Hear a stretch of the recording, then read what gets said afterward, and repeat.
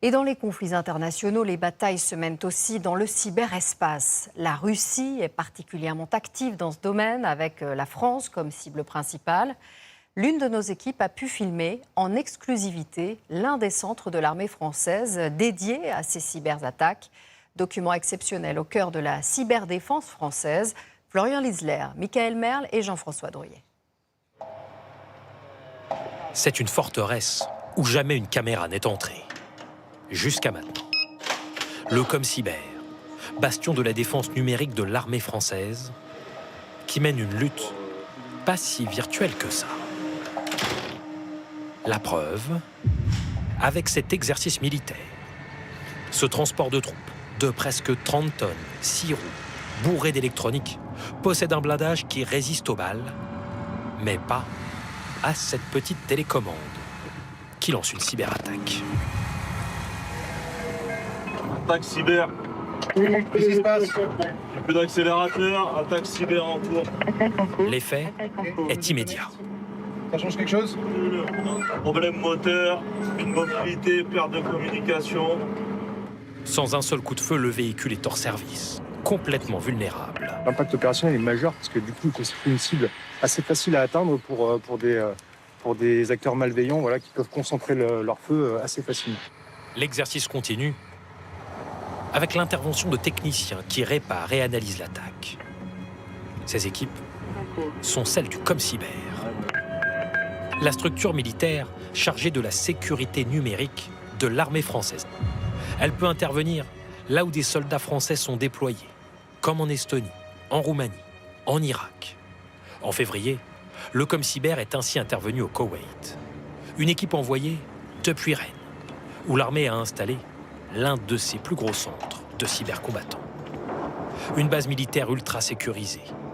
Nous sommes les premiers journalistes à passer derrière ces fenêtres, protégés par des rideaux de fer. À l'intérieur, aucun téléphone n'est autorisé.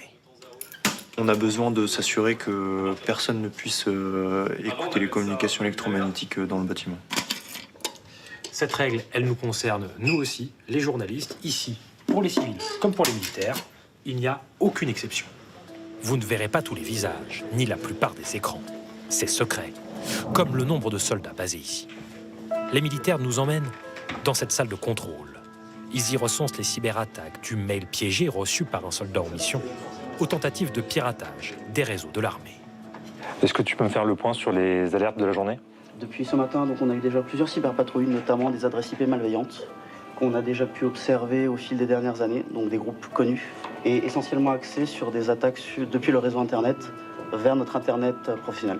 En moyenne, 30 à 50 alertes quotidiennes, 7 jours sur 7.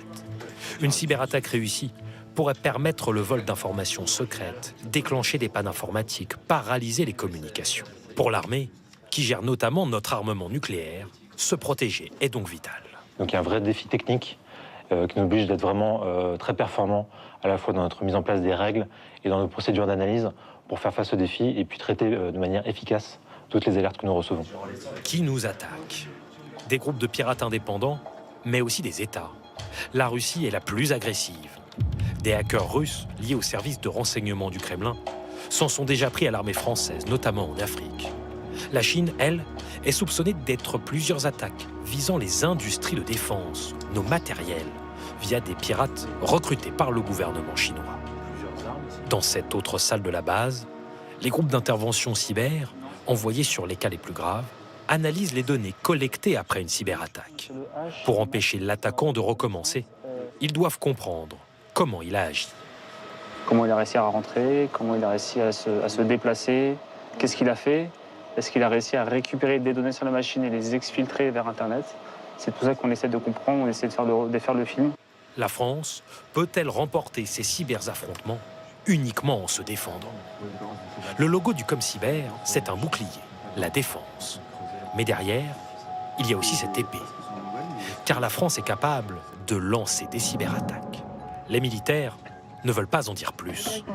Le chef des cybercombattants nous explique pourquoi. À partir du moment où je vous révélerai les systèmes que je suis en mesure d'attaquer aujourd'hui, immédiatement nos adversaires potentiels s'en protégeraient. Donc ce qui fait la valeur d'une attaque potentielle en ce qu'on appelle lutte informatique offensive, c'est justement d'avoir impacté le système adverse sans que ça se sache et être en mesure de déclencher l'attaque quand on jugera que c'est le bon moment. Le cyberespace, c'est un champ de bataille en pleine expansion. À Rennes, l'armée construit déjà de nouveaux bâtiments pour accueillir de futurs cybercombattants. Les militaires veulent en recruter 1000 de plus d'ici 2030.